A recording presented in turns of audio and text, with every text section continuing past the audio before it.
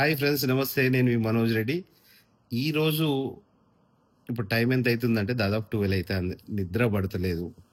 మీకోసం ఏదో ఒక వీడియో చేయాలని చెప్పి నేను ఈ వీడియో చేస్తున్నా.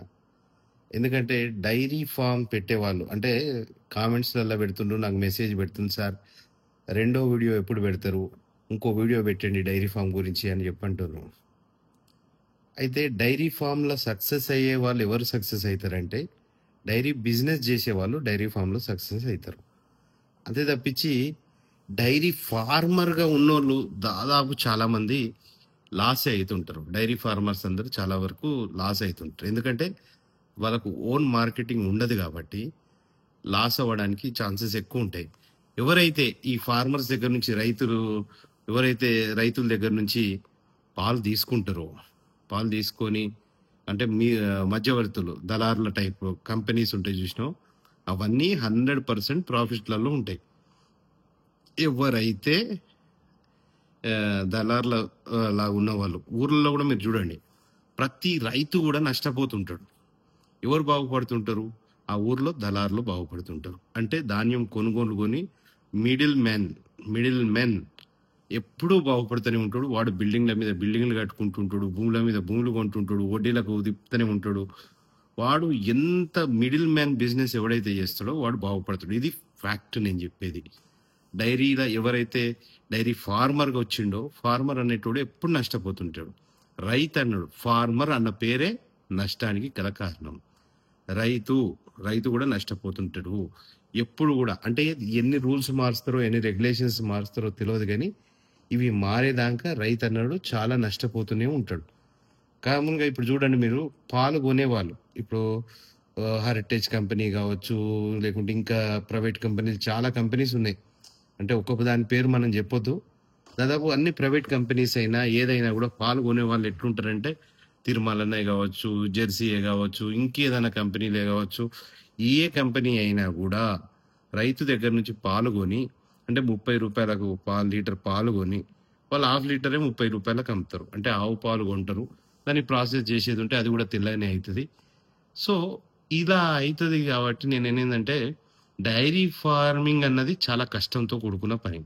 డైరీ ఫార్మింగ్ చాలా కష్టంతో కూడుకున్న పని. ఫస్ట్ది లేబర్ ప్రాబ్లం అనేది చాలా ఉంటుంది. అదే కూడా ఒకవేళ లేబర్ లేనప్పుడు మనం కూడా చేసుకోవాల్సిన పరిస్థితి వస్తుంది.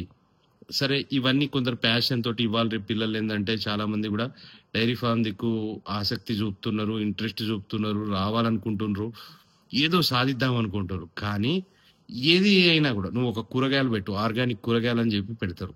2-3 సంవత్సరాలు కష్టపడతారు, లాస్ అవుతారు, తీసేస్తారు. తర్వాత డైరీ ఫార్మ్స్ అని పెడతారు, 4-5 సంవత్సరాలు కష్టపడతారు, లాస్ అవుతారు, తీసేస్తారు. సరే, నాది దాదాపు ఒక 15 ఏళ్ళ ఎక్స్పీరియన్స్ డైరీలో.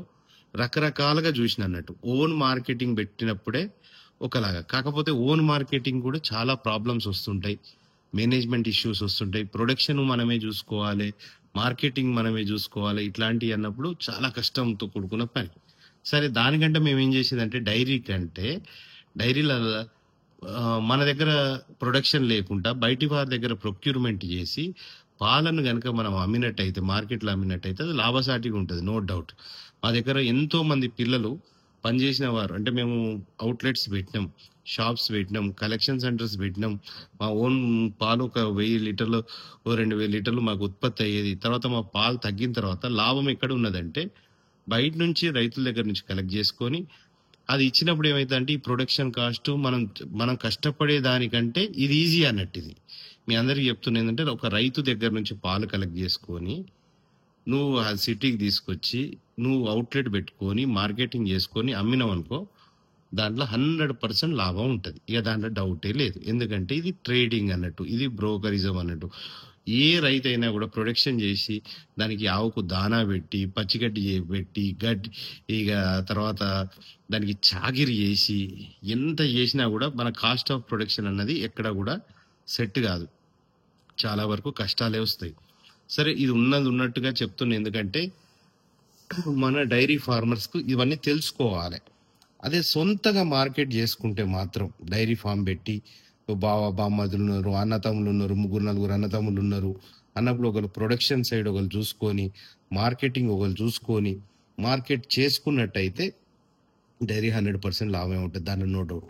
కాకపోతే ప్రొడక్షన్ చేసినోడు మార్కెటింగ్ చేయలేడు, మార్కెటింగ్ చేసినోడు ప్రొడక్షన్ చేయలేడు. కాబట్టి కామన్గా ఏంటంటే నువ్వు రైతుగా ఏదైతే ప్రొడక్షన్ చేయాలనుకున్నావో చేసినప్పుడు పప్పుల కాలేసినట్టే. ఎందుకంటే రైతు ఎనీ ఫార్మర్ ఇప్పటికి కూడా లాస్లే ఉంటాడు. ఎవరు సొంత మార్కెటింగ్ లేని ఏ రైతు అయినా కానీ లాస్ట్లే ఉంటాడు. ఇప్పుడు మనం కొంచెం చూస్తున్నాం, కంట్రీ డిలైట్ పాలు ఇట్లొస్తున్నాయి అట్లొస్తున్నాయి.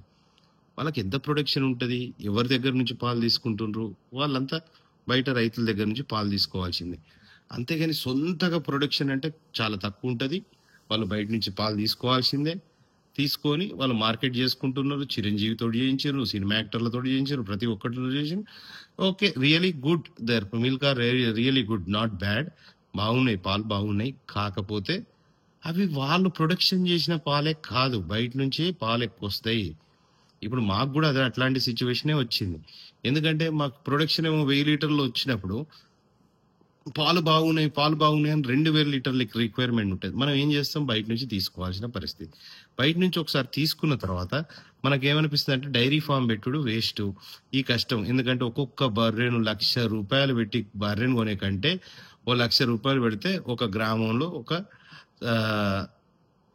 కలెక్షన్ సెంటర్ అనేది స్టార్ట్ అయిపోతుంది. ఆ కలెక్షన్ సెంటర్ నుంచి మనం పాలు కలెక్ట్ చేసుకుంటే ఒక బర్రె మనకి ఎంత ఇస్తుంది, రోజుకు ఒక 10 లీటర్లు ఇస్తే చాలా ఎక్కువ. అదే కనుక కలెక్షన్ సెంటర్ నుంచి రోజుకు ఒక 100 లీటర్లు 200 లీటర్లు పాలు కలెక్ట్ చేసుకోవచ్చు. అంటే చూసిండ్రా, అంటే ఏది బెస్టో మీరు ఇక డిసైడ్ చేసుకోండి. ఎవరైనా డైరీ బిజినెస్లోకి వచ్చే వాళ్ళు ఇలాంటివి తెలుసుకోండి, ఇలాంటివి తెలుసుకొని ఇలాంటి మెలకువలు పాటించాలి. ఎవరికి లాభం, ఏ బిజినెస్లో అయినా కూడా మిడిల్ మ్యాన్కే లాభం. రియల్ ఎస్టేట్ చేస్తే బ్రోకర్కి లాభం, ఆ ధాన్యం కొన్న బ్రోకరు దళార్లకే లాభం. రైతు చూడండి, ఒక గ్రామంలో చూసుకోండి, ఒక సౌకర్యాలు ఎట్లా రోజు రోజుకి ఎంత ఎదిగిపోతున్నారు. ఒక రైతన్న బాగుపడ్డా అయినా కానీ రైతులు వ్యవసాయం చేసుడు మానరు. ఎందుకంటే అది తప్పదు, అంతే. అది తప్పదు. చూడండి, ఒక సౌకర్యం ఎట్లా బాగుపడుతుండో, ఒక రైతు బాగుపడ్డా అక్కడ ప్రతి అన్ని విధాలుగా ధాన్యం అమ్ముకునుడు కొనుడు. ఇప్పుడు పంటకు మంచిగా పండింది అనుకోండి, రాళ్ళ వర్షం పడి ఒక నష్టం వస్తుంది, వర్షం పడితే నష్టమే వస్తుంది, నీళ్ళు లేకున్నా నష్టమే వస్తుంది, ఎండలు ఎక్కువ కొట్టినా నష్టమే వస్తుంది. అంటే ధాన్యం పండించే వాళ్ళకి ఇన్ని కష్టాలు, ఆవులల్లో పెంచే వారికి కూడా అన్ని కష్టాలే ఉంటాయి. సో ఇది ఎప్పుడు కూడా ఇట్లనే అవుతుంటది రైతు పరిస్థితి ఇది. అదే అది సౌకర్యం అనుకో, నీకు మక్కలు చక్క పండలేదు అనుకో, నీకు మక్కలలో కొంచెం అది ఉన్నది ఇది ఉన్నది అని వాళ్ళకు విపరీతమైన లాభాలు ఉంటాయి. ధాన్యం కొనుగోలులో విపరీతమైన లాభాలు ఉంటాయి, మక్కలు కొనుగోలులో విపరీతమైన లాభం. పత్తి వాడు ఒక్కడు కూడా పండియ్యాడు, వాడు ఒక్కడు కూడా వ్యవసాయం చేయడు. ఎందుకంటే ఆ టేస్ట్ ఆ మజా అన్నది ఈ ట్రేడింగ్లు ఉంటుంది కాబట్టి వాళ్ళు చేయరు. ఎప్పుడైనా చూడండి, మీరు ఏ ఊర్లో అయినా చూడండి, సౌకర్యాలు పెరిగిపోతా అంటారు, రైతులు నష్టపోతా అంటారు, ఇదే జరుగుతుంది. అయినా కానీ రైతు ఏం చేస్తాడు, మళ్ళా సౌకర్యాలకు అమ్ముతాడు, మళ్ళా దళార్లకు అమ్ముతాడు, మళ్ళీ ఇట్లనే రైతు పని రైతు చేస్తుంటాడు. సో ఫ్రెండ్స్, ఎప్పుడైనా కూడా మీరు వ్యవసాయం చేసి ఒడ్లు పండించినా, పత్తి పండించినా, ఏది చేసినా కూడా, లేకుంటే డైరీ ఫామ్ పెట్టి ఆవులు పెట్టినా, బర్రెలు పెట్టినా, మీ సొంత మార్కెటింగ్ ఉంటే మాత్రమే మీరెన్నో పైసలు చూడగలుగుతారు, లాభసాటిగా ఉండగలుగుతారు. సో ఇది టెక్నిక్ అన్నట్టు. ఇట్లాంటి మీరు చేయగలిగినప్పుడు, ఓన్ మార్కెటింగ్ చేసుకోగలిగినప్పుడు మీకు ఏదైనా లాభసాటిగానే ఉంటుంది. ఓన్ మార్కెటింగ్ లేనప్పుడు నష్టపోవడు ఖాయం. ఎందుకంటే మనం ఎంతో కష్టపడి ఎంతో చేస్తే అది తిప్పి కొడితే ఒక ₹30 రావు. మన పాలే మార్కెట్కి పోయి ₹60-70 అమ్ముతారు. అంటే చూడు ఎంత డిఫరెన్స్ ఉందో. సో ఇది ఫ్రెండ్స్, వీడియో పెట్టాలన్నారు కదా, ఇగో ఇది వాస్తవం, ఇది ప్రతి ఒక్కరు తెలుసుకోవాల్సిన విషయం. నాకు నైట్ 12 అవుతుంది, ఇప్పుడు నిద్ర పడతలేదు. నిద్ర పట్టకపోయేసరికి మన వ్యూవర్స్కి, మన సబ్స్క్రైబర్స్కి ఏదో ఒకటి మెసేజ్ ఇవ్వాలి. ఏదో ఒక వీడియోస్ చాలా అడుగుతుండ్రు, ఏ వీడియోస్ ఇవ్వాలో తెలుస్తలేదు. మీకు ఏ డౌట్లు ఉన్నా కూడా మీ డౌట్లు ప్రకారం పెట్టండి. పెట్టినప్పుడు మీ కింద కామెంట్స్ రూపంలో మీ డౌట్స్ పెట్టండి. ఏ డౌట్కైనా నేను సమాధానం చెప్తా, ఒక వీడియో రూపకంలో మీకు సమాధానం చెప్తా. Please subscribe to Bharathi dairy farm. మీకు నా వీడియో నచ్చినట్టయితే లైక్ చేయండి, చాలామందికి షేర్ చేయండి. సరే, ఇప్పుడు డైరీ ఫామ్ నడిపించి ఇప్పుడు ఏ స్టేజ్కి వచ్చినామంటే, సరే ఇప్పుడు కొన్ని అనివార్య కారణాల వల్ల, అంటే రాజకీయ కారణాల వల్ల నేను గ్రామంలో ఉండట్లేదు. కొంచెం రాజకీయ పొలిటికల్గా మీరు అన్ని చూసే ఉంటారు. నా ప్రొఫైల్ చూసినా కూడా, నా ఫేస్బుక్ చూసినా కూడా మీకు అర్థమవుతుంటుంది ఎందుకు, ఏం జరిగింది, ఏంది అని. డైరీ కూడా తీసేయాల్సిన పరిస్థితి వచ్చింది. ఎందుకంటే ఈ పొలిటికల్గా ఉన్నా కాబట్టి డైరీ కూడా ఏమైనా ఎఫెక్ట్ అవుతుంది. కొంచెం ఇబ్బందులు ఉంటా ఉంటాయి. లేబర్ని ఇబ్బంది పెట్టుడైనా, నేను లేనప్పుడు అటు ఇటు చేసుడైనా, బెదిరించుడైనా ఇలాంటివి జరుగుతాయి. ప్లస్ ఎవడన్నా పుసుకున్న నా మీద ఉన్న కోపంతో పాలల్లో ఏమైనా కలిపినా కూడా ఆ పాలు తాగే పిల్లలకైనా పెద్దలకైనా ఎవరికైనా ఏదైనా వస్తుంది. ఇట్లాంటి అన్ని ఆలోచించి ప్రస్తుతం ఒక 2 సంవత్సరాలు డైరీకి దూరంగా ఉందాం అనుకుంటున్నా. ఎందుకంటే అనవసరమైన ఛాన్స్ మా ప్రత్యర్థులకు ఇవ్వాలని చెప్పి అనుకోలేదు కాబట్టి అదొక్కటే కారణంతో డైరీ తీసేసిన. కానీ డైరీ ఫీల్డ్లో ప్రతి ఒక్క డైరీ ఫామ్ తిరుగుతా, మీకు నాలెడ్జ్ అన్నది నేను షేర్ చేస్తూనే ఉంటా. ప్రతి ఒక్క డైరీ ఫార్మర్ని నేను ఇంటర్వ్యూ చేస్తా, పెద్ద పెద్ద డైరీలను కూడా ఇంటర్వ్యూ చేస్తా. వాళ్ళు లాభసాటిగా ఎట్లున్నారో చెప్తా. మీరు కూడా లాభాలలో ఉండాలంటే పర్సనల్గా నన్ను కాంటాక్ట్ కావచ్చు. నా నెంబర్ వచ్చేసి 8008523456. నేను హైదరాబాద్లోనే మీకు అందుబాటులో ఉంటా.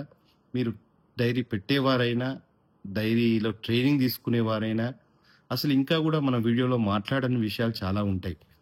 నేను మొన్న ఒక వీడియో చూసిన మల్లారెడ్డి గారిది, పాలు అమ్మినా పూలు అమ్మినా అన్నప్పుడు మల్లారెడ్డి గారిని ఒక క్వశ్చన్ ఇచ్చింది, మీరు పాలు అమ్మిను కదా, నీళ్ళు కలిపినంటే ఖచ్చితంగా కలిపినా అన్నారు. కలిపిండు కాబట్టి హీ వాజ్ సక్సెస్ఫుల్. మనం ఏ రోజు కూడా మనోజ్ రెడ్డి అనేవాడు పాలలో ఒక చుక్క నీళ్లు కలిపినా కూడా ఒప్పుకోలేదు. కస్టమర్కి అట్లాంటి పాలు మనం ఇయ్యలేదు ఇంతవరకు. కాబట్టి మనం నష్టపోతాం. ఎప్పుడైనా కూడా నిజాయితీ పరుడు అన్నాడు నష్టపోవాల్సిందే. సరే, ఏదైతే మాకు బ్రాండ్ కోసం చూసినాం, భారతీ డైరీ అంటే ఒక బ్రాండ్ తిరిగి అనుకోవాలనుకున్నాం. ఈ రోజు వరకు కూడా మేము కస్టమర్స్కి పాలు పంపించుడు బంద్ చేసినా కూడా తాగిన కస్టమర్స్ అందరూ అబ్బా మీ పాలు ఎంత బాగుండేటి అని మిస్ అయ్యి, మీ పాలను మేము మిస్ అవుతున్నాం అని చెప్పి చెప్తున్నప్పుడు అదే గర్వంగా అనిపిస్తుంది. ఎంత క్వాలిటీ అయిన పాలు మేము చిన్నతనంలో తాగేది, ఆ పాలు వేడి చేసినప్పుడు స్మెల్ వచ్చేది, మంచిగా చిన్నతనంలో ఆ స్మెల్ చూసినాం. ఇప్పటి వరకు కూడా ఆ స్మెల్ చూడలేదు.